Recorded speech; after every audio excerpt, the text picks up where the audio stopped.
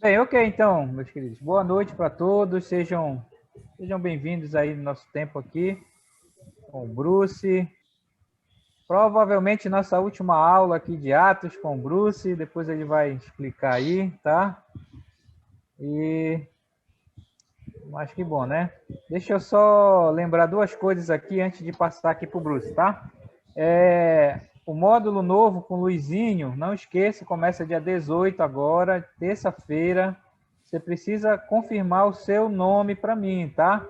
Porque eu faço aquela lista para poder fazer a lista de transmissão. E aí, para você receber os links, as aulas, tudo normal, tá? Então, não pense que é automático. Você tem que me confirmar o seu nome lá para a aula do Luiz. Não esqueça que essa aula do Luiz vai ser na terça-feira, tá? Na terça-feira. O outro módulo, o outro curso que nós vamos dar aí em junho é com o nosso irmão lá da França, o Florent Varac, tá? Que é da Missão, é da Encompass. E começa dia 4, vai ser um curso de 4 aulas, 4 sextas, tá? O mês de junho todinho, tá? Então você precisa confirmar também, tá? Não se preocupe com essa questão de pagamento, essas coisas todas. Só me confirma o nome para mim poder organizar aqui esse tempo. Esse curso do Varac, nós vamos registrar no seu histórico, tá?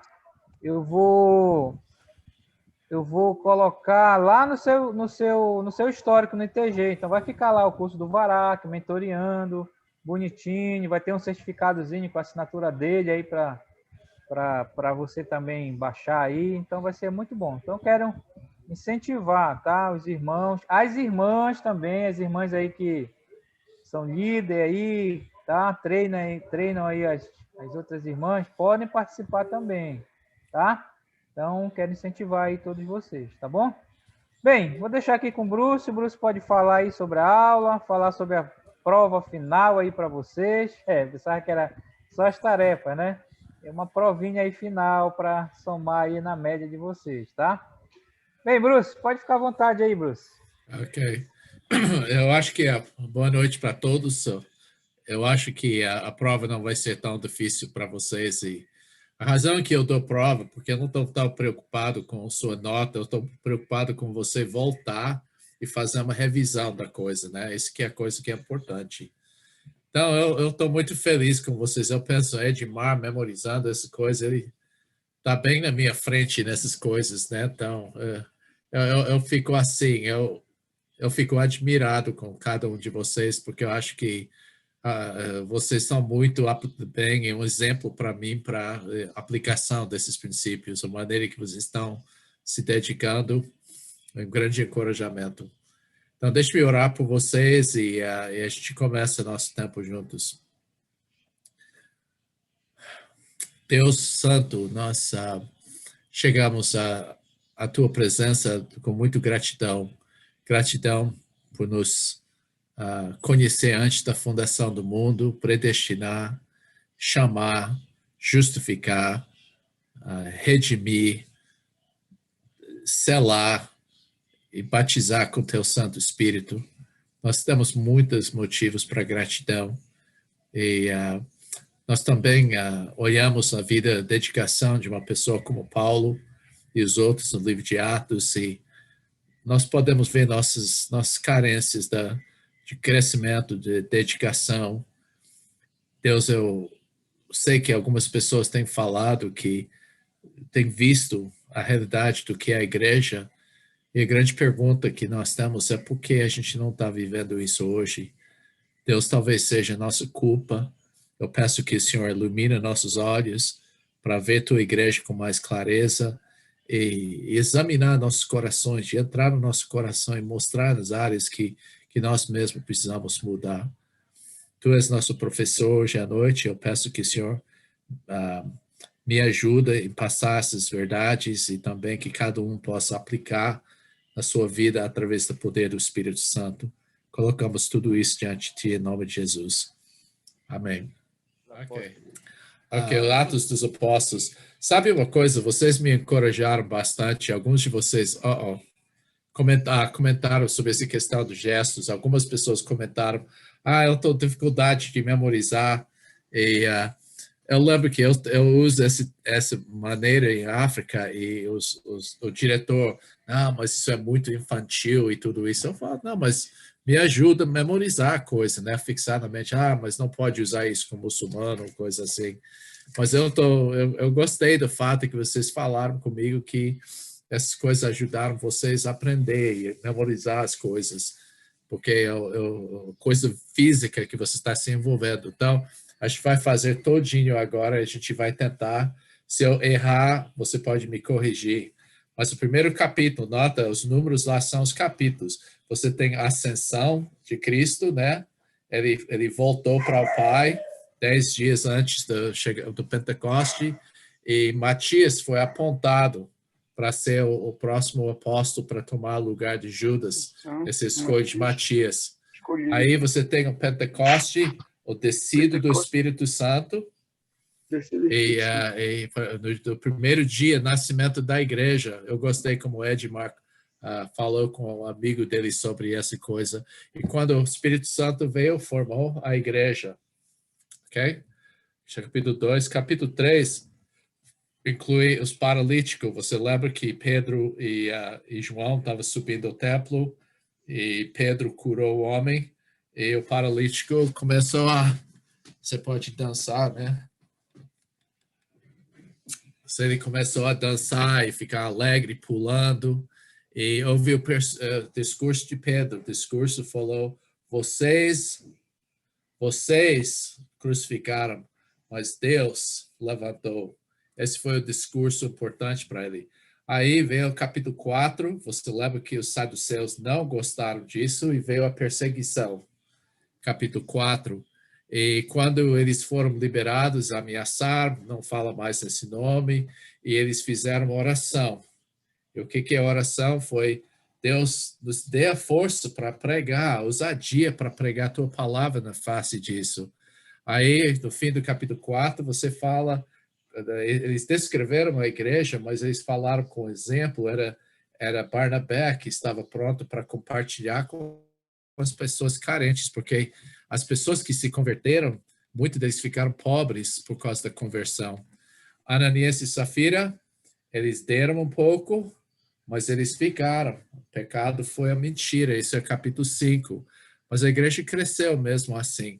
Houve, capítulo 5 também, a perseguição, mas foram liberados pela palavra de Gamaliel, capítulo 5, e eles saíram regozijando que foram dignos de sofrer por Cristo. Aí você tem os 7 servos que serviram as refeições para as viúvas, e você tem o discurso de Estevão. Ele falou que quando pessoas escutaram a palavra, não estava na terra necessariamente. Moisés, José, eles não estavam na terra. Abraão estava fora quando Deus falou.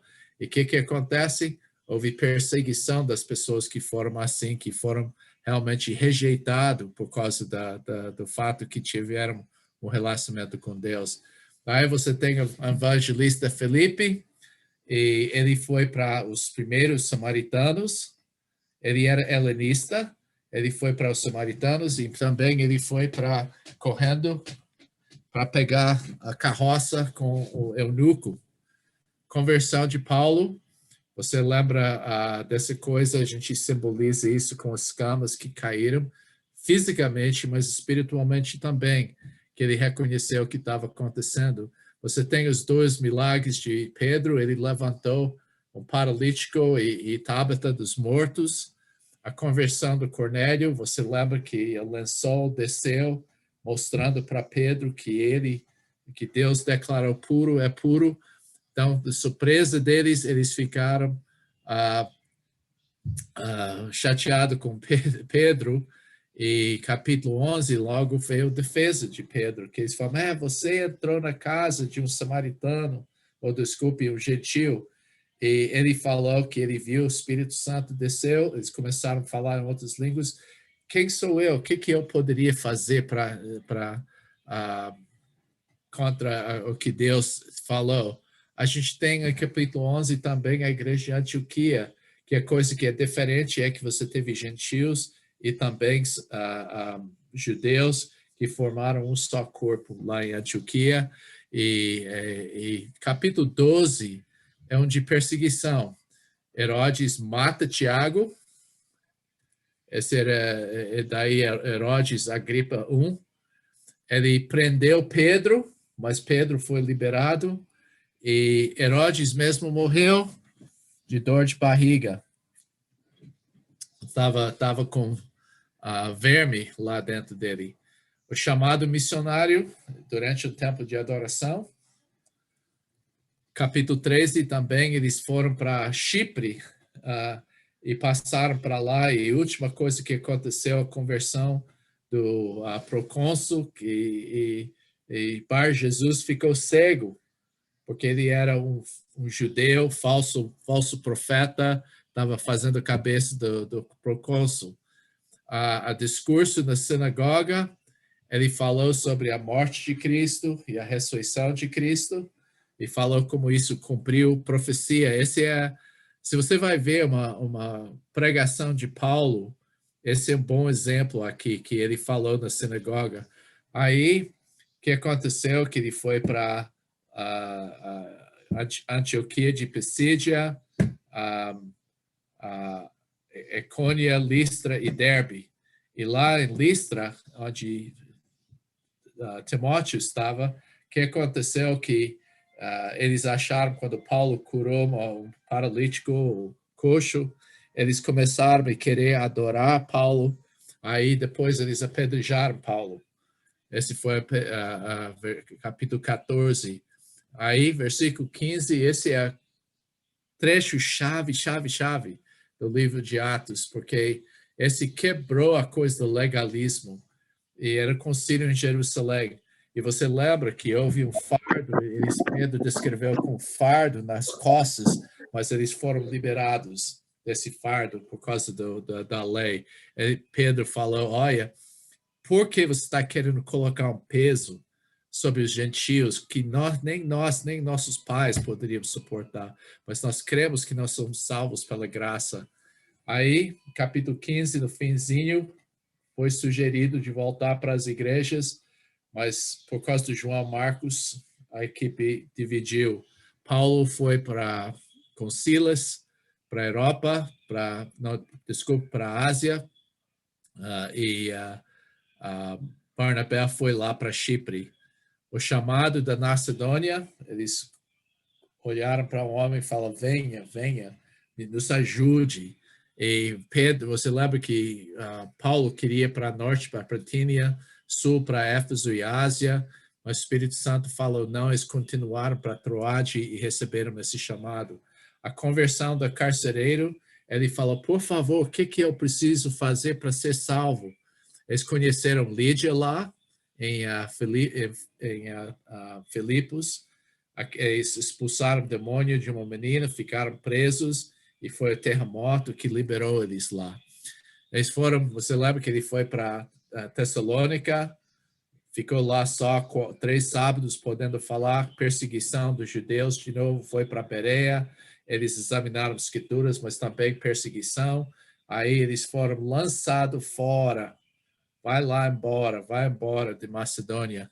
E Paulo foi lá para Atenas. E ele foi a Atenas para Areópago. Areópago significa monte de Marte, literalmente Marte, ou Ares é o deus de guerra, Pago é o morro. Então, ele falou, Deus não habita nos templos feitos por mãos humanos. E ele teve uma grande pregação para as pessoas que não conhecem Jesus. Então, lá em Corinto, capítulo 11, ele foi para lá e ele estava costurando as tendas junto com Áquila e Priscila. Em Éfeso, a coisa da decisão de Gaio, o que é? Nem quero saber. Esse não é questão. Você pode ver que isso nós vamos ver 3 vezes aconteceu com Paulo de novo, lá na Cesareia, que eles falaram que ele era inocente, mas os judeus ficaram em cima. E esse que aconteceu, a decisão de Galho, era que essa não é uma questão da lei, não é um problema, é questão de vocês e sua religião, não quero saber disso. Em capítulo 19, a escola do tirano, em capítulo 19, que aconteceu lá que ele treinou as pessoas para a cabeça, mas também treinou eles no coração e na prática. Esse foi na escola de tirano. Os 7 filhos de Seva, você lembra que o homem com o demônio atacou, agarrou eles muito, e esse foi 7 filhos de Seva. O tumulto em Éfeso, grande é Diana dos Efésios, ou Artemis. O despedido de Paulo, aí você lembra, capítulo 20, ele passou, falou com os líderes lá e houve choro quando ele despediu das pessoas e conheceram isso. Daí Paulo foi para Jerusalém, foi preso. E eu acho que eu terminei com isso. Ok, deixa eu ver, preso em Jerusalém. Paulo falou do testemunho dele.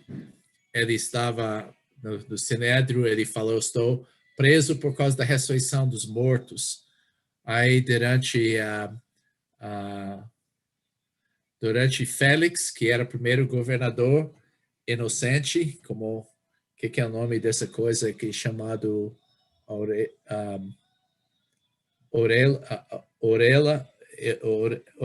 Aureola, não sei como é que fala, aquela coisa os anjos têm, né? Ele é inocente, Paulo. E que aconteceu também durante Festo, ele mandou, ele falou, vai para Roma. Então, ele foi lá, e capítulo 26, Paulo foi para Agripa, ele deu testemunho para Agripa, e capítulo 27 é o naufrágio, as ondas, né, que pegaram e destruíram o navio. E a última coisa que eu marquei, que é versículo 28, capítulo 28, você lembra que uma cobra picou Paulo e ele sacudiu e caiu no fogo, assim. Então, esse é o resumo da coisa. Espero que esse ajude. Você lembra que a gente fez 3 viagens missionárias. A primeira viagem foi Antioquia, Chipre, Antioquia de Pisídia, Icônio, Listra e Derbe. Então, essa parte aqui é chamado Galácia, e essa parte aqui era Chipre, e foi enviado pela igreja de Antioquia. Aí, segunda viagem missionária, Paulo, você lembra, queria ir aqui para Norte Bitínia, para o sul, na direção de Éfeso, mas Deus falou não, eles continuaram para Troade. Chamado missionário, Filipos foi preso lá, expulso eles não colocaram Tessalônica, mas Tessalônica é por aqui. Bereia, pessoas nobres, Atenas, aquela pregação, e Corinto, onde ele pegou 1 ano e meio. Daí ele foi para Éfeso, pregou uma vez, deixou Áquila e Priscila e voltaram para Jerusalém. Terceira viagem missionária, a gente completou isso a última vez. Paulo voltou para as igrejas todos de novo. Esse foi quando ele estava provavelmente pegando coleta. Você lembra que a gente vai falar hoje sobre a viagem de Paulo para Roma. Eu vou explicar isso, mas você pode ver que eles tentaram ficar perto do litoral, assim, perto da terra, porque era muito perigoso essa viagem em outubro que eles estavam viajando. Eles tentaram chegar a Creta, mas o vento era muito forte, levou eles, ficaram 2 semanas, e finalmente houve naufrágio assim em Malta, esse onde sacudiu, e daí foi aqui, lá para Roma.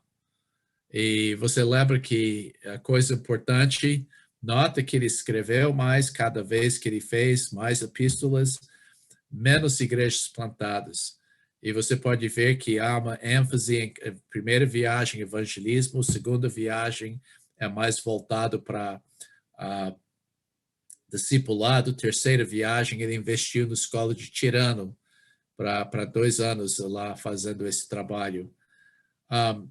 você lembra que quando Paulo foi para Jerusalém, depois do terceiro, eu só queria fazer uma pequena revisão mais aqui.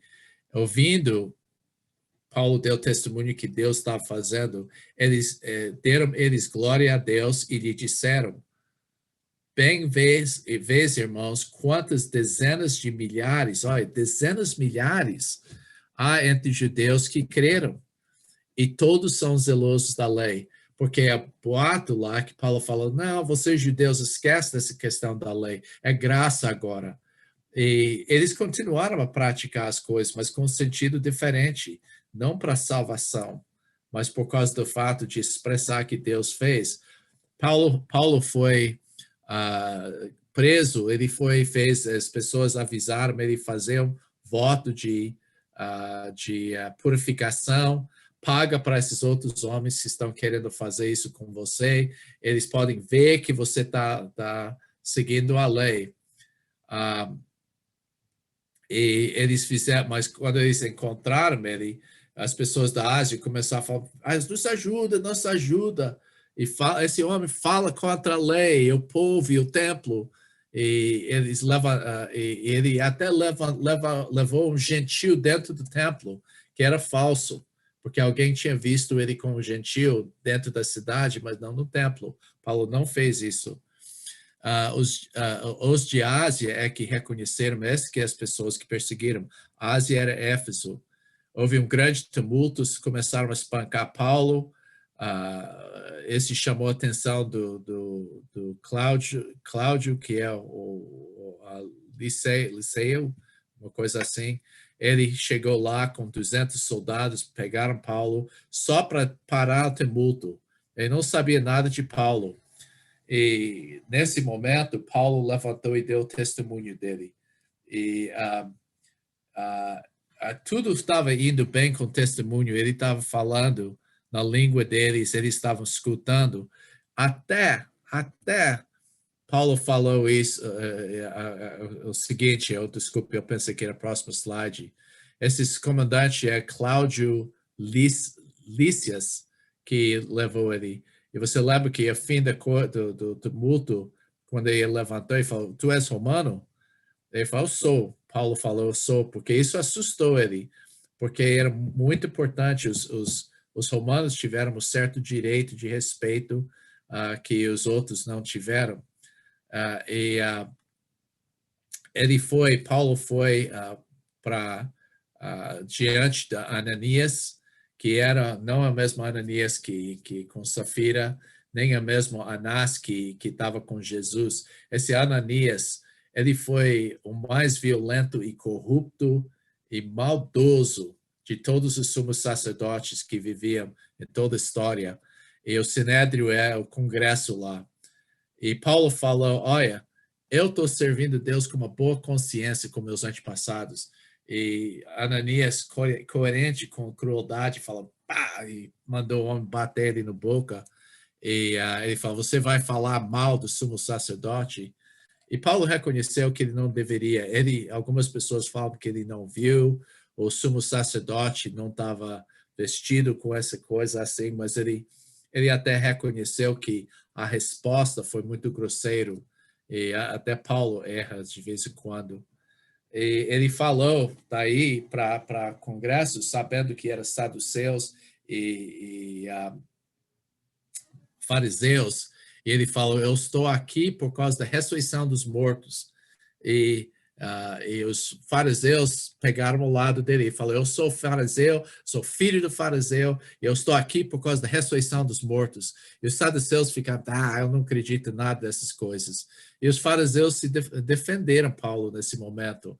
Então eles começaram a briga, e esse Cláudio Lícias estava lá, e ele falou: esse não adianta. Ele pegou, tomou Paulo, porque pensou que ia matar Paulo de novo. E Paulo teve uma visão, capítulo 23, 11, que Deus falou: não, fica firme. O anjo falou para ele que eu vou, você precisa testemunhar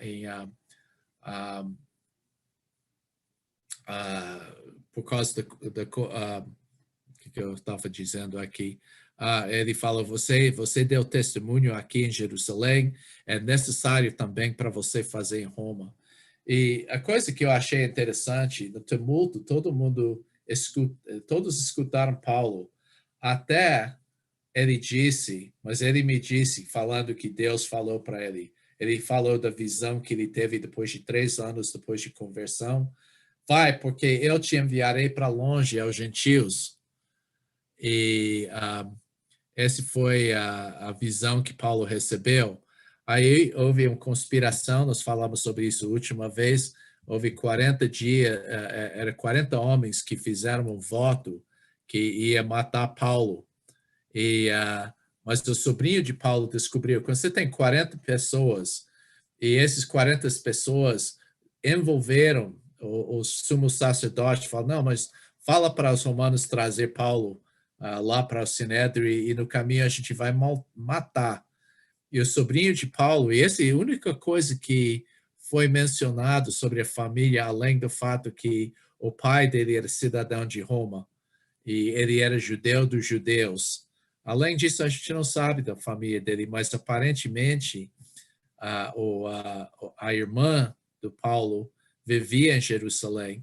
E quando você tem 40 pessoas sabendo de uma conspiração assim, e também os saduceus, alguém deixou escapulir essa informação, sobrinho de Paulo descobriu, ele foi lá para Cláudio Lísias e ele falou, e eles falaram, era 40, eu errei da semana passada, não sei onde eu peguei a figura, mas era 470 soldados que foram com Paulo. 9 horas à noite eles saíram. E esse é o caminho que eles fizeram. Nota que eles começaram em Jerusalém, 60 quilômetros é que era 470 soldados foram com Paulo. Os últimos 10 quilômetros dessa viagem estavam muitos lugares que pessoas podiam esconder. E Antipatris, eu não sei como pronunciar isso bem, Antipatris, essa cidade, houve uma grande... Como é que você pronuncia? Antipatris? Isso. Ok. Antípatris. Ok, obrigado. Mas nota, eles saíram 9 horas à noite, quando era escuro assim, acompanhado com 470 soldados. Eles fizeram passar uma noite inteira marchando com Paulo para chegar na fortaleza que estava nessa cidade aqui, porque é uma grande concentração de soldados lá. A última parte, como eu falei, era muito perigoso, mas depois dessa cidade eles ficaram mais da beira-mar e pessoas iam ser mais visíveis e menos perigoso. E só 70 acompanharam Paulo nessa parte aqui. Mas eles chegaram em Cesareia e esse é onde Félix estava. Essa foi a visão que Paulo, na noite seguinte, o Senhor, pondo-se ao lado dele, disse, coragem, pois do modo porque deste testemunho a meu respeito em Jerusalém, assim importa que também faças em Roma. Agora, Paulo foi diante de Félix. Félix, ele era um pouco incompetente. Ele às vezes teve tarefas e não completou as tarefas, e ele foi não muito amado pelas pessoas. Ele criou e fez coisas que, como Pilatos fez, que criaram uma briga com os judeus dessa maneira. Mas 5 dias depois de chegar em Cesareia, ele chamou Paulo. E houve um tipo tribunal lá, e quem estava presente, Ananias, os anciões, alguns anciões, e esse Tertulo, que era um advogado, ele chama ele um orador, alguma coisa assim, mas ele é advogado. E ele começou o discurso dele, falou, excelente, Félix, e todas as palavras de formalidade, mas, na realidade, era pouca coisa que pode falar sobre ele. Então, ele falou, essas são as acusações. Ele mencionou, ele causou tumultos no mundo inteiro. Isso era importante porque os romanos queriam manter paz em todas as circunstâncias. Ele é líder de uma religião ilegal. A palavra é base da palavra heresia. Eles chamaram a heresia do Nazareno, que era uma palavra, expressão de desprezo. Ele falou, ele nota que ele mudou a acusação. Ele falou que ele tentou profanar o templo. Ele não falou que ele profanou, mas ele tentou. E essas são as três acusações. E Paulo, ele se defendeu contra esse advogado. Ele falou, eu estava em Jerusalém para adorar, eu cheguei alguns dias atrás para adorar Deus. Eu adoro Deus na tradição do judaísmo, eu não sou uma religião ilegal, eu não estava causando tumulto lá, disputando com alguém, e eu estava em Jerusalém para entregar uma oferta para as pessoas. E essa é a razão que eu estava lá. Ele se defendeu. Qual foi a decisão? Ele falou, ele sabia que estava inocente, mas ele falou, eu vou esperar para dar uma decisão sobre isso até Cláudio Lísias chegar. Mas ele deu certa liberdade para Paulo. Os amigos dele podiam chegar lá, dar comida para ele e ajudar e cuidar das necessidades de Paulo. A esposa era Drusila, que ela era uma judia, e eu acho que Félix sabia algumas coisas do judaísmo por causa disso. E ele teve conversas com Félix, e Félix temia as coisas que Paulo falou. Assuntos é que a Bíblia fala que ele falou em versículo 24 sobre fé em Jesus Cristo. Ele falou sobre justiça, pecado, justiça, juízo, né, domínio próprio. Esse não é domínio próprio do controle de si mesmo, mas de reconhecer que só o poder do Espírito Santo pode nos dar a força para resistir ao pecado. Ele falou sobre julgamento. Olha, isso parece que Jesus está falando. Pecado, justiça e julgamento, né? E ele falou sobre o templo. E mas Félix, ele gostava de escutar, mas ele não se converteu, obviamente. E ele ficou 2 anos esperando um suborno. Ele chamou Paulo para conversar, esperando que Paulo ia dar dinheiro.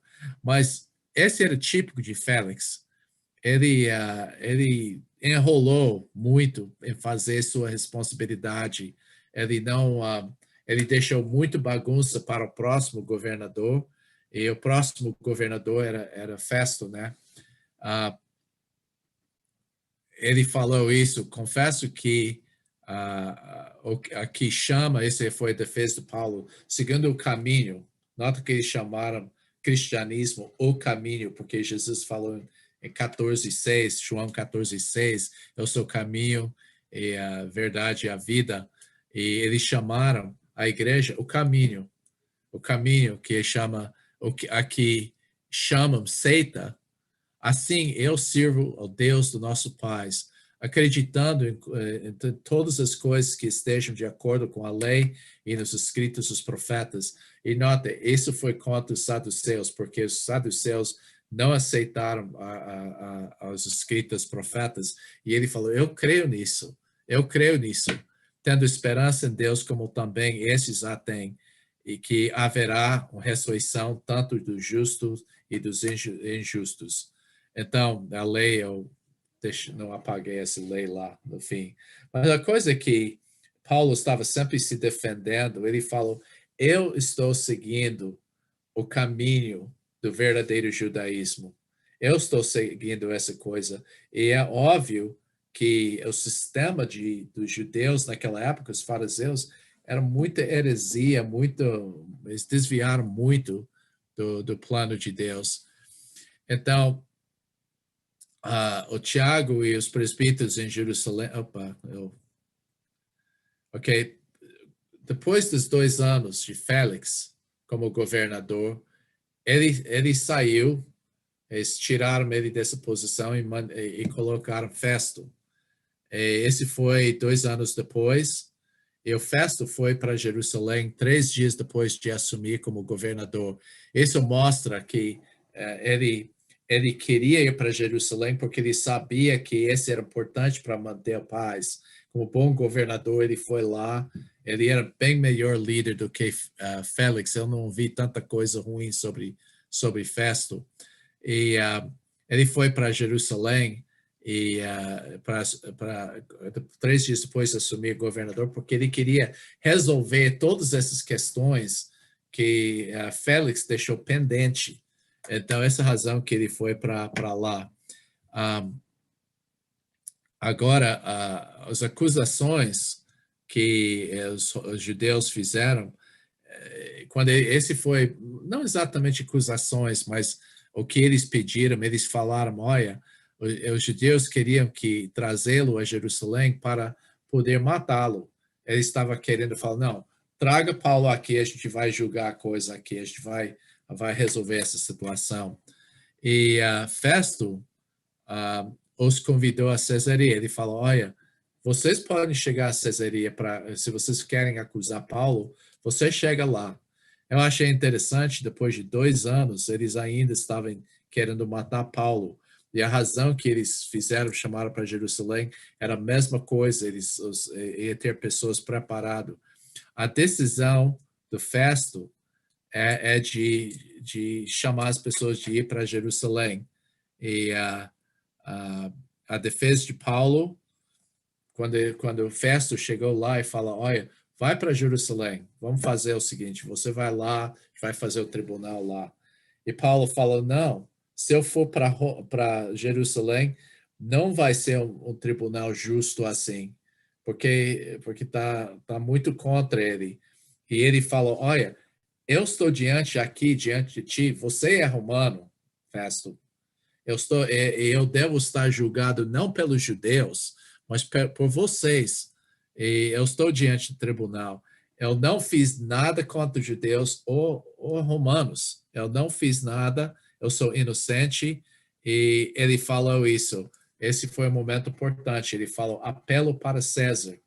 E isso significa que ele achou que não podia naquela terra receber um julgamento justo contra ele, uma sentença justa. Então, os judeus queriam matá-lo completamente. Eles não estavam satisfeitos que ele estava preso e ele apelou para César. E Festo disse: olha, você quer ir para Jerusalém, você quer ir para César, você vai para César. E basicamente, uma viagem, eu imagino, que é vários meses para chegar lá em Roma, esse é uma viagem meio caro, né? Então, Paulo, através de fazer isso, ele pegou uma carona, custeou pelo governo romano, né? Então, ele teve essa estratégia lá. Aí, mas mesmo assim, eles não liberaram Paulo ainda, mas ele chamou, houve uma pessoa que chama Agripa II, de fato, ele era filho daquele que matou Tiago, e ele era uma pessoa meio perverso. Agripa, ele era neto de Herodes o Grande, o Herodes do nascimento de Jesus. Ele é filho de Agripa I, que matou Tiago, e a esposa era Berenice. Eles chegaram lá com muito coisas para mostrar, coisas da importância, mas todo mundo sabia que esse Berenice, ela era de fato irmã, era um incesto. Ele foi muito animado com ela, e de vez em quando ele saía com outro homem. Ela até teve relações com o imperador de Roma um tempo lá, e ela não era uma pessoa, mas era um escândalo até em Roma, esse relacionamento entre Agripa e Berenice, mas ela estava com ele. E Festo, ele basicamente, quando ele soube que Agripa está lá, ele sabia que Agripa tem muito mais experiência nessa área, e ele queria conselho de Agripa. Ele falou: olha, esse Paulo, eu não vejo nada que ele fez de errado, e os romanos, os judeus queriam matá-lo, e eu não sei o que fazer. Ele recusou condenar Paulo sem julgamento. Ele falou: esse não é nosso costume com judeus, com romanos, de fazer esse tipo de julgamento. E ele não queria levá-lo a Roma sem acusação. Esse que ele falou para Agripa, ele falou: olha, se eu estou enviando para julgar o homem, eu preciso ter uma coisa que ele fez de errado, mas eu não estou achando nada de errado nesse homem aqui. Então ele falou: como é que eu vou enviar esse prisioneiro para lá sem qualquer acusação? É sem sentido. Então Agripa fala: não, mas eu queria ouvir esse homem, eu soube dele. Então, esse é muito importante, porque até agora, você tem visto que Paulo estava diante de Félix. Félix falou que ele não fez nada errado, mas por causa dos judeus deixou ele preso. Festo fez a mesma coisa. Ele sabia que Paulo era inocente e não liberou. E mais uma vez, a Agripa, na conclusão dele, falou: se ele não tivesse apelado para César, ele poderia ser liberado. Então, os três governadores, Félix, Festo e Agripa, eles todos falaram que ele era inocente. E é interessante, eu estava pregando ensinando na escola bíblica dominical, numa igreja aqui nos Estados Unidos, e eu estava ensinando sobre a crucificação de Jesus e Jesus no tribunal. Os judeus quebraram 22 leis deles mesmos, do Sinédrio, para condenar Jesus. E Herodes tentou 6 vezes, ele declarou Jesus 6 vezes inocente, e 5 vezes ele tentou liberar Paulo. Então é muito interessante. 6 vezes ele tentou liberar, 5 vezes ele tentou e declarou inocente. Interessante, mas mesmo assim eles a condenaram. E a mesma coisa aconteceu com Paulo. As pessoas do tribunal, os romanos, declararam inocente, mas os judeus não largaram daquela coisa. Agora, a pregação diante de Agripa vale a pena analisar um pouquinho. Ele sempre, como você começa, ele elogiou, era costume de elogiar a pessoa antes de falar, quando você estava no tribunal. A gente tem paz, agora tudo está indo bem, é um privilégio de falar, porque eu sei que você entende nossos costumes. Então, em capítulo 25, tem o tribunal dele, e Paulo começou essa coisa, deve ser sua vida anterior, esqueci o A lá, sua vida anterior, ele começou a falar como ele era antes de se converter. E pensa nisso, esse é um testemunho que Paulo está dando aqui. E você pode ver que ele começou falando sobre a vida passada. Esse deve ser parte do que nós contamos. Ele falou: eu era fariseu, eu estou sendo julgado pela esperança de Israel e as promessas que Deus fez. Ele falou: eu fiz a perseguição da igreja. Ele descreveu como o ódio que ele teve desse Jesus, o ódio que ele teve dos seguidores de Jesus. E daí ele contou sobre a visão dele. E houve uma diferença, pequena coisa aqui. E caindo todos por terra, ouvi uma voz que me falava em língua hebraica. Nota-se que contou qual era a língua que ele falou. Saulo, Saulo. A repetição é uma expressão de tristeza sobre isso. Saulo, Saulo, por que me persegues? Nota-se, está perseguindo a igreja, está perseguindo Jesus. Dura coisa é recalcitrares contra os arguilhões. Então, esses arguilhões é a coisa que eles usaram para empurrar o gado. É como o chicote que eles usam para forçar o gado a ir para frente. E, basicamente, esse seria uma figura de falar: é muito difícil, você é muito teimoso, Paulo, lutando contra as coisas, eu estou te empurrando para mim. e você está resistindo. Então, basicamente, está falando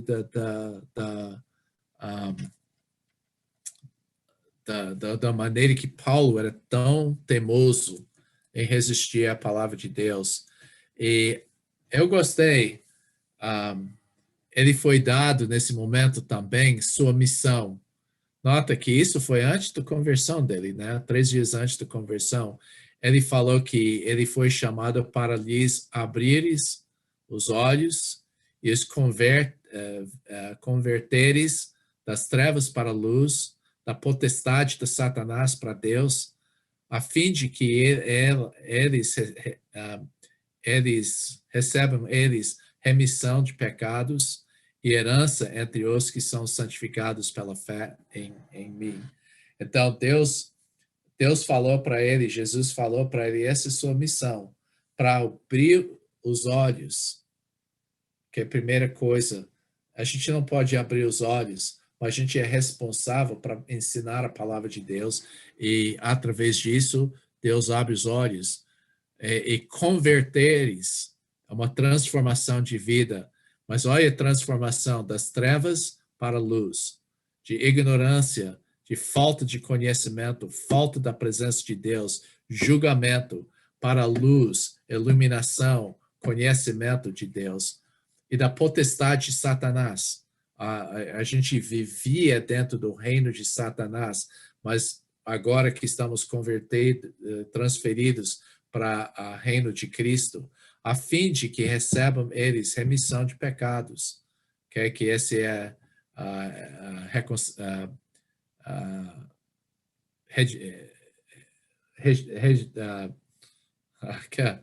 eu perdi a palavra aqui. Regeneração?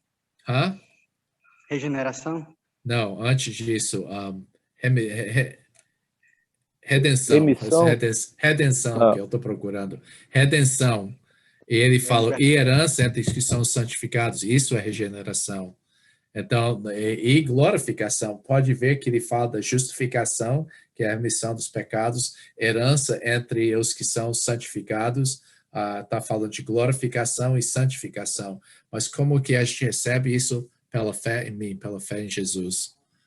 Ok? Esse foi interessante que Deus falou para ele sua missão nesse momento. Então, ok, fariseu falou dessas coisas, e ele falou da morte e ressurreição no fim desse trecho aí. Em versículo 23 e 24, ele falou, mas alcançando o socorro de Deus, permaneço. Então, Deus, todo mundo estava contra Paulo, ele recebeu a ajuda de Deus. Permaneço até o dia de hoje, dando testemunho, tanto a pequenos como os grandes. Nada dizendo, senão o que os profetas e Moisés disseram. Nota, os profetas são o resto do Antigo Testamento, Moisés é os primeiros 5 livros. E ele falou que, olha, eu recebi essa comissão de Deus, e eu fui fiel a esta chamado de Deus, essa comissão. E ele falou, eu falei para todos, os importantes, pessoas que são insignificantes, eu falo para todos, que eu falo que eu estou falando é coerente que os profetas falaram, coerente com Moisés disseram que havia de acontecer. Isso é que Cristo havia de padecer, e sendo o primeiro da ressurreição dos mortos, anunciaria a luz ao povo e aos gentios. E basicamente ele está resumindo o seu ministério. Eu coloquei isso na frente dos treinadores para os cefeiros. Eu acho que foi isso. Então, Paulo fala da morte e ressurreição, e a resposta, eu gostei, depois de Paulo falar essas coisas, a Agripa falou, seus estudos estão deixando você louco, Paulo. Você está doido, né? E ele falou, não, mas ele deu tipo apelo para ele. E a Agripa falou, olha, em pouco tempo você está tentando me convencer a ser um cristão. Então, ele viu que Paulo estava falando com muita ousadia e falou, você está pensando que você pode me converter em pouco tempo. E Paulo respondeu assim: assim Deus permitisse que por pouco ou por muito, se rapidinho ou demorado, não apenas tu, ó rei, porém todos que hoje me ouvem, se tornassem tais igual qual eu sou, exceto essas cadeias. Então, Paulo basicamente falou: se é pouco tempo ou muito tempo, não me importa. Eu estou dedicado a falar essas palavras para ver as pessoas que se converterem. Achei muito legal esse desafio que ele fez no fim para ele. Agora, se você tem perguntas, esteja pronto, porque eu vou dar um pequeno intervalo aqui. Mas a gente esqueceu Atos 22. E eu voltei para olhar nisso. Paulo, ele estava falando para a multidão. Você lembra quando ele foi preso? Ele falou com a multidão. Ele deu muito testemunho pessoal. Basicamente, o que ele falou não era muito novidade para os judeus. Ele não focalizou em muitas coisas. Ele falou sobre a multidão. Ele falou sobre arrependimento e fé. Só isso que ele falou nesse trecho. E nota que foi outra circunstância. Mas aqui, com a Agripa, ele falou muito de testemunho pessoal. Ele citou bem toda aquela coisa da conversão dele, mas ele falou muito também, por causa da Agripa, sabia das profecias. Ele falou, Jesus cumpriu essas profecias. E ele falou sobre arrependimento e fé nesse momento. Então, esse foi, você pode até falar, eu acho que eu ia falar sobre, eu esqueci de colocar, mas você pode colocar um X da morte de Jesus e a ressurreição de Jesus. Ele falou disso. Ele falou sobre essa remissão do pecado, mas ele não falou do julgamento, não falou nada sobre a vida de Jesus. Ele não fez um milagre nesse ponto. Então, essa tabela completa, assim, menos os 2 X's que eu esqueci lá. Alguém tem uma pergunta aqui sobre, eu estou falando muita coisa porque eu estou querendo terminar o livro, mas também é que eu estou resumindo muito para você entender a visão de onde isso está indo. Alguém tem uma pergunta, comentário?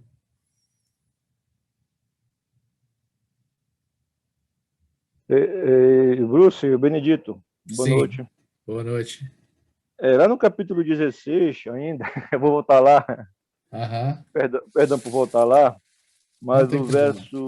o verso 30 e o 31, me tira essa dúvida aí, quando lá do carcereiro, né, que ele diz que, senhores, no verso 30, né, senhores, o que devo fazer para que seja salvo?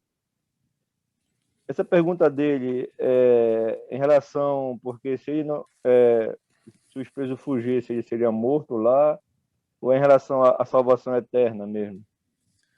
Qual? É 16. 30. Eu tô no 15, não, é por isso. 16:30. É salvo Ok. lá dos chefes dele ou salvo mesmo a vida eterna? Não, ele está Ele falando pergunta. com certeza vida eterna. Uhum. Então, isso não é E salvo físico.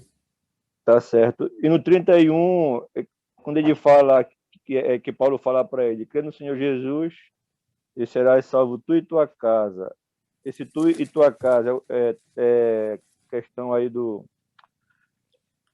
testemunho dele, que eles iriam crer, porque não é uma coisa assim automática, né? Ser Não, salvo eu e a minha família toda, né? Mas como seria isso aí? não, ok, Deus só tem filhos, não tem netos, né? E não é uma garantia que seus filhos vão crer no Senhor Jesus Cristo. Essa era uma frase direcionada para o carcereiro, porque Paulo sabia de alguma maneira que essa palavra ia impactar toda a família e não somente o carcereiro. Mas isso não é uma promessa.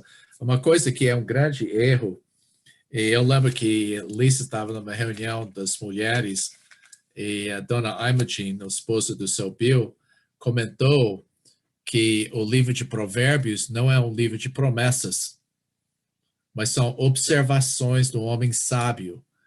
E você pode ver que e algumas pessoas ficam doidas com ela falou isso. Está falando que a palavra não está verdade? Fala, não, é verdade, mas você tem que olhar no contexto. O que é o livro de Provérbios? São observações de sabedoria, mas não são coisas absolutas, porque fala sobre a pessoa que é honesto na coisa vai ter uma longa vida.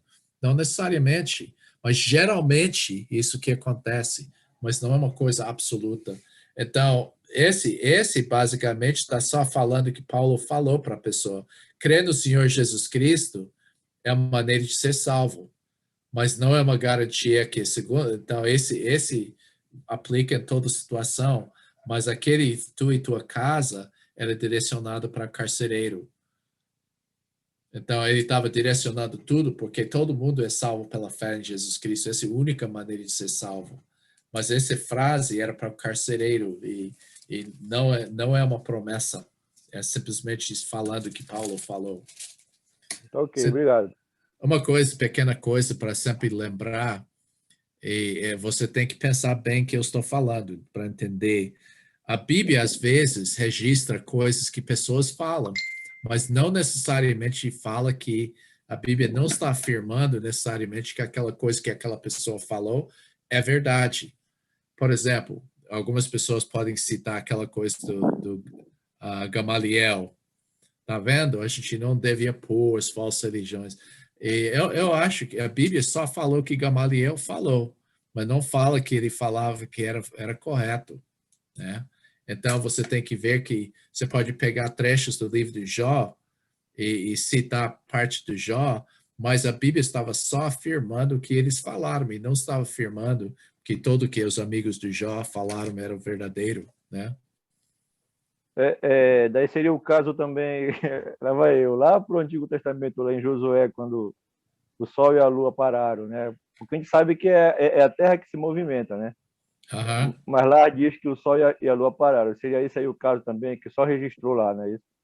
Sim, eu estava pensando sobre algumas questões hoje que eu pesquisei, e como eu falei, que às vezes a Bíblia só registra o que pessoas perceberam.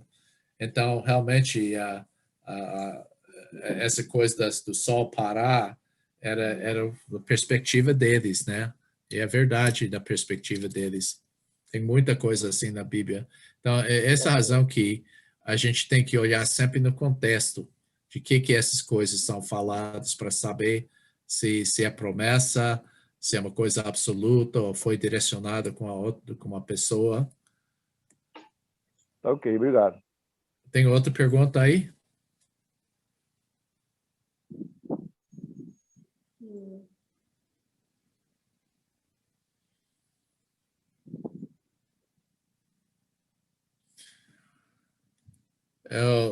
Minha esperança é que você volte e lê esses capítulos, e especialmente 13 para frente, e talvez isso seja parte da sua tarefa, né, de ler essas coisas para ver, mas ficando na mente que eu falei aqui para vocês. Agora, depois da coisa, a Agripa falou, se Paulo não tivesse falado essa coisa do, do apelo para César, ele poderia ser liberado. Então, como eu falei, é importante lembrar, os três governadores declararam Paulo inocente. Mas olha o que aconteceu. A gente vai ver, olha os detalhes que aconteceu, os detalhes que aconteceram na viagem para Roma. O que aconteceu? Eles começaram a viagem um pouco tarde, porque a partir de o começo de outubro, meio de outubro, ninguém ia entrar no mar Mediterrâneo assim, porque era muito perigoso, porque as tempestades que chegaram eram muito fortes. Então, eles evitaram durante o inverno fazer essa viagem. Mas nota como eles fizeram aqui, saindo de Cesareia, nota, Paulo estava lá em Cesareia quando começou, ele foi para Sidom, e nota, em vez de ir assim, que teria mais sentido, assim, para Roma, o que eles fizeram? Eles ficaram perto do litoral, especialmente usando Chipre para realmente fazer uma barreira do vento que estava chegando do sul. Então, você pode ver que eles chegaram muito devagarzinho aqui, perto, chegaram bons portos, tentaram chamar do Fenice, não deu certo, foram para Malta. E por que todos esses detalhes assim? Eu não vou entrar em detalhes para essa viagem, porque Lucas gostava muito de contar detalhes. E Lucas era uma das pessoas que acompanhou Paulo, porque você pode ver nós durante esse trecho aqui. E conforme capítulo 27, um homem que chama Aristarco, Starco, eu acho que esse é o nome certo, ele acompanhou durante a viagem, ele era de Tessalônica. Então, a gente sabe só de 2 pessoas que acompanharam Paulo para Roma, mas outros chegaram para ajudar e cuidar dele durante esse tempo. Cesareia era o começo dessa viagem. Paulo estava lá por mais de 2 anos, preso. E eu tentei achar uma pessoa estudioso que ia arriscar de falar quanto tempo demorou a viagem para Roma. E eu posso imaginar que era 4, 5 meses para ele chegar lá. 4 meses, no mínimo, para ele chegar lá em Roma. Era uma longa viagem. E em Sidon, nota que Sidon, eu vou ficar voltando para esse mapa aqui. Sidon é aqui, perto de Síria, só passando até perto de Israel aqui. Paulo, Jesus até foi até lá. E Paulo encontrou alguns amigos lá. Ele visitou, quando eles estavam carregando o navio, ele foi lá, visitou amigos para um tempo. E daí ele passou para uma cidade que chama Mirra, que é província de Lícia, e eles trocaram de navio aqui. E nota que eu falei do abrigo do Chipre, e você pode ver que olha o que eles fizeram. Em vez de ir para o sul, em vez de ir de Sidom para o sul, que seria muito mais direto, eles foram para cá, para a proteção da ilha de Chipre, para chegar em Mirra. Então, nota essa província aqui é Lícia, que é chamado isso. Ok? Aí, eles trocaram de navio de Alexandria, chegaram para Nídio e chegaram a um lugar que chama Bons Portos, que nesse lugar era na Creta. E eu não marquei aqui, mas está no meio da ilha de Creta, assim, mais ou menos aqui. E eles, porque esse país estava para o sul, isso não seria o lugar mais indicado para passar o inverno. Eu achei incrível durante a viagem, ia interromper a viagem por 3 meses para esperar para melhor tempo. Eles falam, não, a gente vai tentar. Fênix estava nesse lugar do oeste da ilha. A gente vai tentar. E eles quase chegaram lá, e esse vento chegou lá. E Paulo, até quando estava em Bons Portos, ele falou, olha, gente, ele não falou isso para com revelação ainda, ele falou, olha, gente, a gente está em grande perigo se a gente sai agora, porque era depois do jejum que eles falam lá, o jejum, o único dia que os judeus eram obrigados a jejuar foi o dia de expiação, o Yom Kippur, como eles falam. E esse era mais ou menos em fim de setembro, começo de outubro, e ninguém ia viajar nesse mar durante esse tempo. Muito horrível. E eles queriam chegar nesse Fenice, eles tentaram chegar lá para passar inverno, mas o vento levou eles. Eles ficaram 14 dias com o vento levando, tempestade, e eles até colocaram cabos embaixo do navio, porque o vento e as ondas estavam batendo tanto que realmente poderia destruir o navio.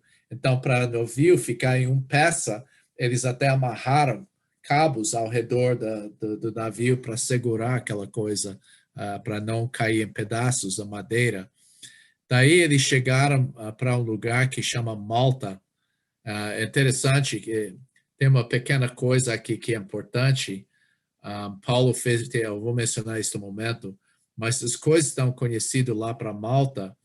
É a cobra que picou Paulo e a cura do pai do Públio, que era o procônsul lá, o governador, e por causa da cura dele, do pai, várias outras pessoas chegaram lá e Paulo curou as pessoas lá.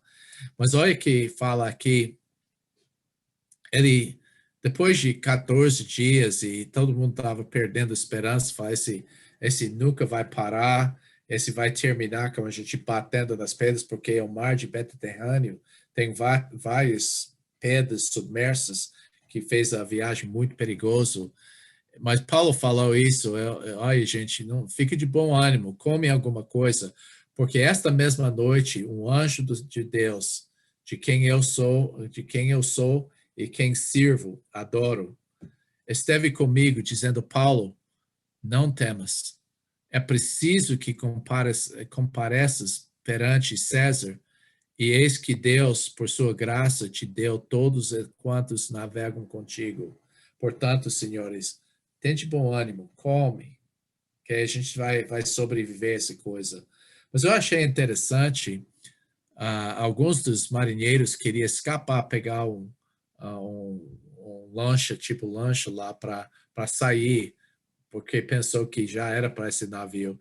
Paulo falou, olha, se esses homens não ficam aqui dentro do navio, ninguém vai sobreviver aqui. Mas Deus já tinha prometido isso. Mas Deus usou o aviso de Paulo para não fazer isso. Então, eu coloquei isso como semente. Não há nada a temer quando andamos de acordo com a vontade de Deus. Eu estou lutando com isso agora porque eu recebi notícias que na África, onde a gente trabalha, eles avisam para ninguém viajar para lá agora. O consulado americano fala, não, você não deve chegar aqui, a gente não pode ajudar você aqui, é muito perigoso por causa das doenças, por causa da guerra, sequestre, muita coisa. Mas minha família fala, você não tem medo de ir para lá? Não, em realidade, eu vejo quando eu estou andando de acordo com a vontade de Deus, eu poderia morrer, mas se eu morrer, é para a glória dele. Então, quando você está andando e indo na luz, você não precisa temer. Deus é soberano sobre isso. Eu coloquei isso porque isso é a entrada da Baía de São Paulo, Baía onde Paulo naufragou na ilha Malta. Então, você pode ver todas as pedras. Você pode ver por que esses marinheiros estavam com medo. E Paulo entrou na Baía e o navio ficou preso nas pedras e as ondas começaram a bater, estava despedaçando o navio, mas todo mundo conseguiu chegar. Um dos soldados queria matar os prisioneiros porque achou que podia escapar, seria mal para eles e o centurião lá guardou eles disso. Então, viagem para Roma. Eles começaram 3 meses depois. Eu vou só mostrar isso. Desculpe. Nota, Malta é uma pequena ilha no sul da Itália lá. Eric e Giordano moram aqui para cima um pouquinho. Não está fora do mapa aqui, mas essa é a Itália aqui. Então, Malta é uma ilha que não é tão distante Sicília, e essa Sicília é uma ilha em si mesmo, acho que não é, Érica, é separado lá, porque o navio do Paulo passou lá. É a Sardenha? Talvez não? Hã? A Sicília ou a Sardenha? Tem uma outra ilha. Essa ilha aqui é a Sicília, não é? Essa é a Sicília. Depois do lado tem uma outra que se chama Sardenha. Ok.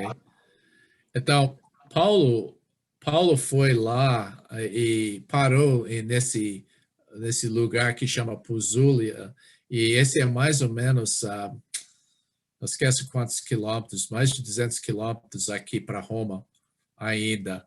Então, não tá, o mar fica mais perto para Roma, mas esse é o lugar onde desceram. E esse lugar de Três Vendas, alguns 70 quilômetros de Roma, algumas pessoas cristãos de Roma saíram para acompanhar Paulo. Então,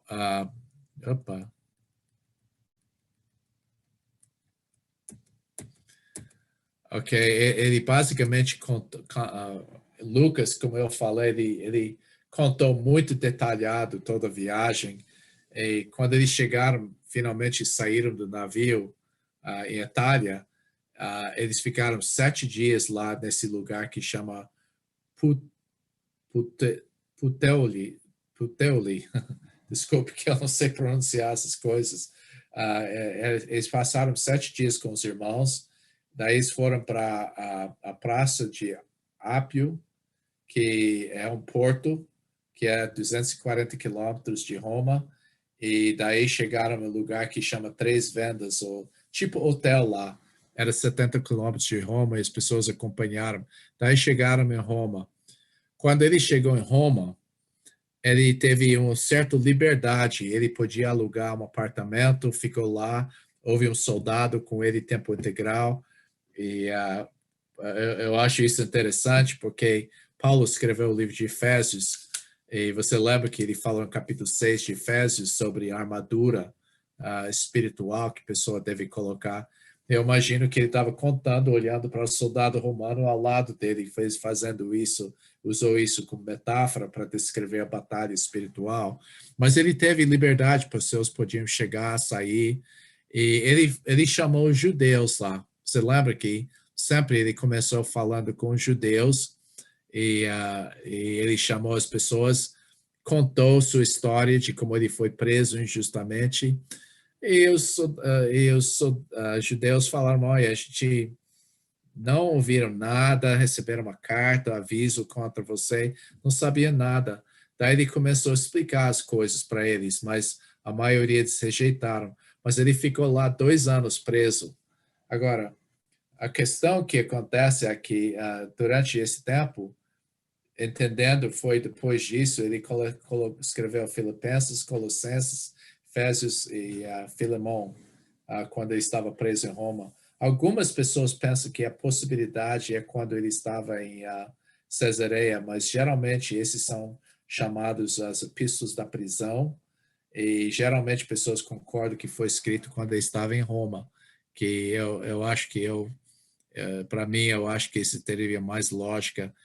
E a coisa que eu vejo em Efésios, você lembra que ele escreveu na terceira viagem, a 1º e 2º Coríntios, ele estava só tratando o problema.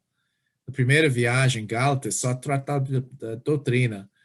Mas Efésios e Colossenses, para mim, mostra a beleza da igreja, especialmente Efésios. Filipenses, ele tratou algumas coisas falando da beleza da vida cristã, da vitória, da maneira que Deus transforma vidas, mas para mim, Colossenses e Efésios, ele fala da igreja lá e dá uma imagem disso. Agora, depois do livro de Atos, a gente tem que entender, Lucas terminou com Paulo em prisão, assim, mas isso não foi o fim da vida dele. Os judeus não compareceram para acusar Paulo. Então, basicamente, ele ficou lá esperando para alguém chegar, e os judeus sabiam que os romanos não iam matá-lo. Eles sabiam que não adiantou fazer essa longa viagem para Roma para acusar Paulo, quando os romanos não iam condenar Paulo. Então, os judeus ficaram longe. Quando eu falo judeus, estou falando principalmente dos sumos sacerdotes, os saduceus. Eles decidiram que não adiantou. Então, depois de 2 anos, ninguém compareceu, Paulo foi liberado. E a gente crê que ele fez uma viagem, a gente pode ver no 1 Timóteo, que foi escrito, você vê os eventos de 1 Timóteo, você não pode encaixar 1 Timóteo dentro do livro de Atos. Então, 1 Timóteo foi escrito depois do livro de Atos. E o que aconteceu é que Paulo viajou para Creta, deixou Tito lá, deixou ele lá no Creta com a igreja lá, foi lá para Éfeso e deixou Timóteo lá para organizar a igreja lá, para ensinar contra, tratar falsa doutrina. Daí ele foi para Macedônia. E de lá, nós cremos que ele pegou o navio e ele foi para o oeste, praticamente para a Espanha, que é a Espanha hoje. E porque tem uma trecho, porque Paulo sempre falou que ele queria ir para Roma, para ir mais para o oeste. Esse era o alvo de Paulo. E conforme alguns dos livros de patriarcas, Paulo de fato foi até o oeste do reino, lá para que é Portugal e Espanha hoje, e pregou o evangelho lá. Mas a Bíblia não fala isso, mas a gente deduziu isso da história. Aí Paulo, nós queremos que ele voltou, visitou Timóteo de novo, e daí ele foi para Troade. E nós cremos que quando ele estava em Troade, ele foi preso segunda vez. E porque você lembra em 2 Timóteo, ele sabia que ele ia morrer. Ele falou, minha vida é libação, agora vou morrer, dia da partida está pronto. E ele desafiou Timóteo de guardar o bom depósito que eu fiz com você, porque eu vou morrer. Mas ele falou para Timóteo chegar, se possível. E, fato, Paulo foi, conforme a tradição, decapitado lá em Roma por Nero, que era um imperador meio cruel. Então, como essa última parte é muita história, né? Que basicamente eu fui meio rápido dessa coisa porque não há tantos princípios, mas tem um princípio muito importante. Eu acho muito interessante as duas testemunhas lá em Apocalipse. A Bíblia fala que ninguém podia matá-los enquanto eles ainda têm ministério. Eu posso imaginar que metralhadores, bombas, nada podia mexer com esses duas testemunhas no futuro. Nada pode mexer com eles. Mas quando o ministério deles é completo, Deus leva, eles morreram na hora. Eu vejo que enquanto eu tenho ministério, Deus vai me preservar. Eu não posso morrer. Eu sou como super-homem. Ninguém pode me matar. Mas quando meu ministério termina, eu sou vulnerável. Vou morrer logo. Então, essa maneira que você pode ver com Paulo. Paulo, Deus segurou ele durante essa viagem. 2 vezes sabemos que ele foi falado, é necessário para você falar testemunho lá em Roma. Ele ganhou pessoas para Cristo em Roma, lá até do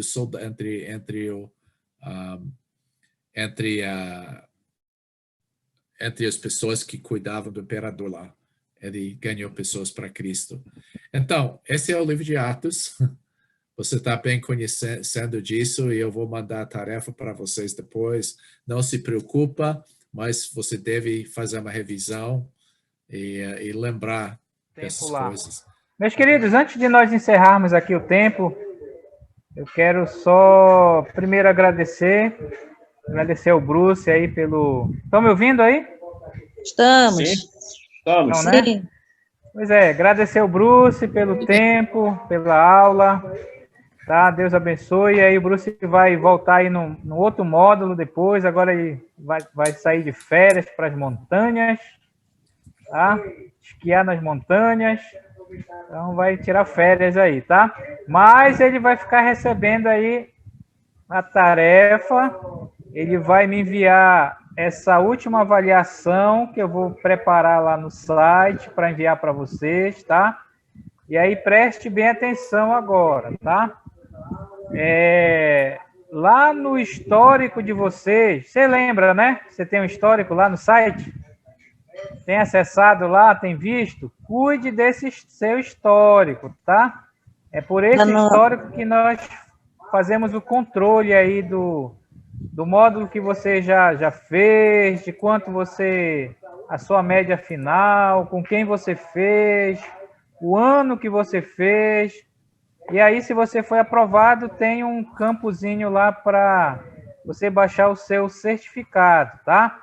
Então, se você for agora lá no seu histórico e olhar lá na disciplina do módulo do Bruce, o módulo de Atos, você vai ver que eu já mudei lá o status para pendente de vermelho. Todo mundo está pendente agora lá, tá?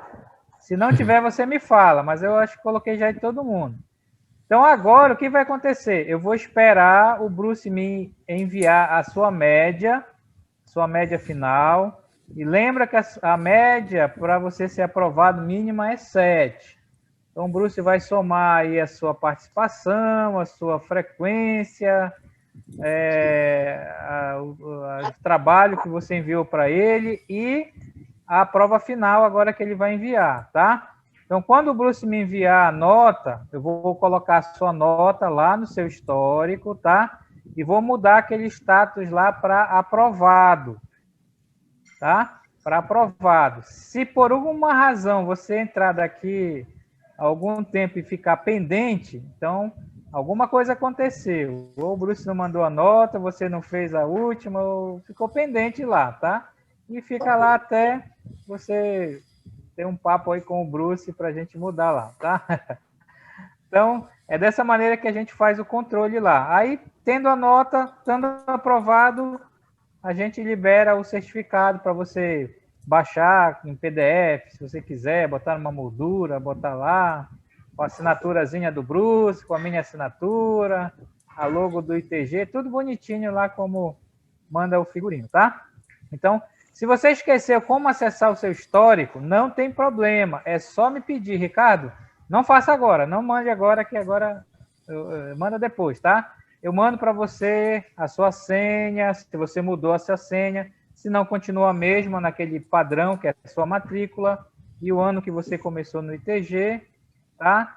E o link para você acessar, só você consegue acessar lá o seu histórico com a sua senha, tá ok? Então, não esqueça disso aí, tá? A outra questão, deixa eu ver, o vídeo da aula, preste atenção. Essa aqui foi a nossa aula 14, tá? 14? A 14. A aula 13, eu ainda não enviei para vocês. Eu estou terminando e devo estar enviando para vocês amanhã. A última aula que nós tivemos. E essa aula de hoje eu envio até essa semana para você lá naquele aplicativo, aí você fica lá, tá? E se um dia você perder e quiser, olha, eu queria rever todas as aulas, é só me pedir que eu envio de novo, não tem problema. Eu tenho tudo aqui pertinho de mim, só para mandar para vocês, tá? Qualquer dúvida, qualquer coisa que você queira saber, é só me perguntar e a gente envia aí para vocês, tá, meus irmãos? Mas Deus abençoe a vida de vocês, eu espero que tenham aproveitado aí o tempo com o Bruce, no livro de Atos. Alguém fez uma pergunta de uma apostila. Tem uma outra apostila de Atos, que foi a que eu dei, quando eu dei Atos, tá? Ela é bem grande, tá? Alguém está pedindo informação? Se você quiser, me peça que eu envio para você esse PDF também, tá? Uma apostila lá, então tem essa apostila, tem a do Bruce, tem uma outra do Bruce, se ele me enviar, eu mando aí para vocês, coloco lá, tá? Para você ter bem material aí de Atos, tá bom? Não esqueça de confirmar o módulo do Luizinho, de lançando alicerce para o dia 18, na terça-feira, me confirma, tá? E o módulo do Varak em junho, sobre mentorear, tá bom? Então, que Deus abençoe aí, meus irmãos. Agradeço mais uma vez. Cuidado aí com a pandemia. Já tomei a primeira dose hoje, tá? Já estou aí na frente de vocês aí um pouquinho, tá? Davi, parabéns. Obrigado. Já pode ir lá pro prédio já. Pior, né? Tá bom, então. Então, Deus abençoe. Logo, logo todo mundo vai tomar essa vacina aí, vai ficar todo mundo imunizado aí contra esse vírus, tá? Mas tome cuidado aí, tá bom? Vamos orar nesse momento, depois você fica à vontade aqui com o Bruce, aproveite o Bruce que depois de hoje, só quando ele voltar das férias. Vamos orar, meus queridos. Obrigado, Senhor. Obrigado, quero realmente louvar o Senhor por esse curso que nós tivemos com o Bruce, nesse livro tão maravilhoso e tão importante, Senhor, para compreendermos as Escrituras, compreendermos como o Senhor agiu na tua igreja no início, e todas as histórias, todos os princípios, toda a aplicação para a nossa vida que aprendemos com o Bruce.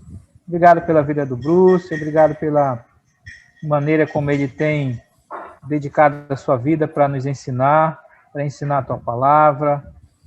Cuida dele, Senhor, da sua saúde, cuida do Senhor da Lissa, também abençoa a sua vida, o ministério do Bruce com a Lissa, o seu lar, Senhor, seus filhos, netos, ó Deus. Dá para ele esse descanso tão merecido agora, Senhor, saindo de férias com a sua esposa, e que o Senhor cuide, Senhor, do nosso irmão. Obrigado pela vida de cada um aqui também, que perseverou nesse curso, cada sexta-feira aqui. Também oro por aqueles que não concluíram, o Senhor sabe as razões, os motivos. Só temos a louvar e a adorar o Senhor. Obrigado por esse recurso que nós temos também à nossa disposição. Que o Senhor esteja cuidando de todas essas coisas. Oro pelo próximo módulo com o pastor Luiz, Senhor. Obrigado porque ele está bem animado para dar aula aqui com os irmãos, aqueles irmãos que vão participar. Cuida de nós, Senhor, nessa pandemia, de nossas famílias, protege-nos, ó Pai, ainda nesse tempo. Adoramos o Senhor e que tudo que foi feito, Senhor, nesse tempo, nesse curso, nessas aulas, tenha sido realmente para a glória do Senhor, não para a nossa glória, mas para a glória do Senhor. E oramos, ó Pai, agradecidos por tudo, em nome de Jesus. Amém.